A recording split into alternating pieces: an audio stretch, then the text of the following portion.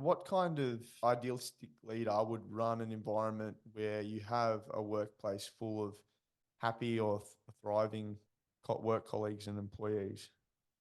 Yeah, so this is there's no blanket rule, right? Because I think a lot of it comes down to aligning it to the values and motivators of people.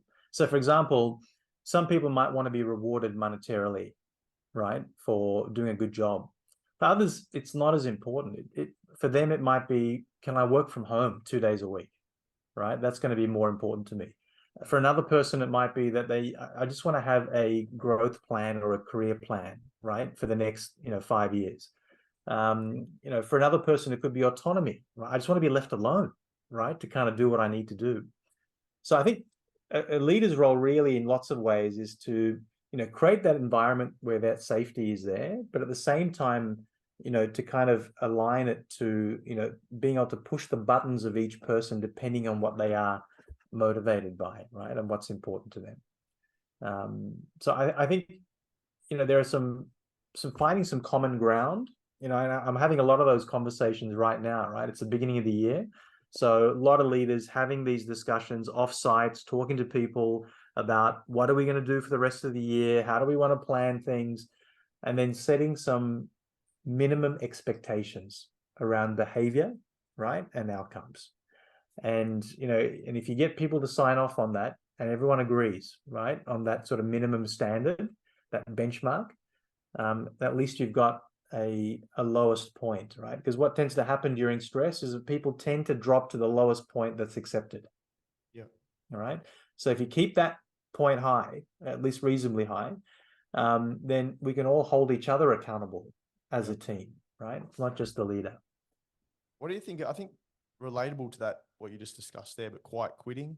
A lot of people, there's this terminology now about quiet quitting where people just do the bare minimum to get by. Are you seeing more of that when people are pushed to the brink of their bandwidth? Yeah. I think with quiet quitting, I think it happens mostly for a couple of reasons. One is that they're not able to find another job, right, that is better suited to them. Because if they did, they'd leave, right, in most cases.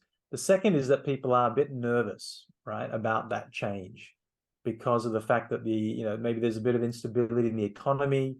There's, obviously, redundancies and so forth taking place, across a number of industries at the moment.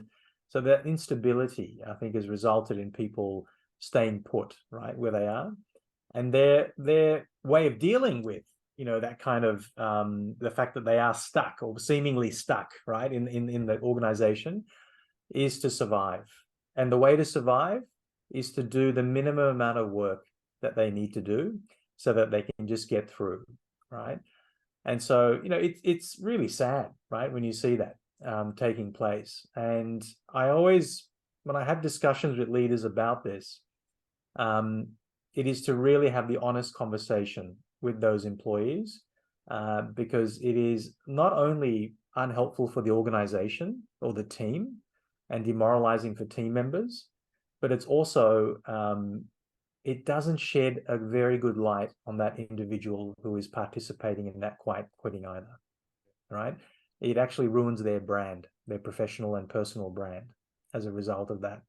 And sometimes I don't think people consider the collateral damage that takes place from that quiet quitting sort of practice, right? You are actually damaging your professional brand as a result of that.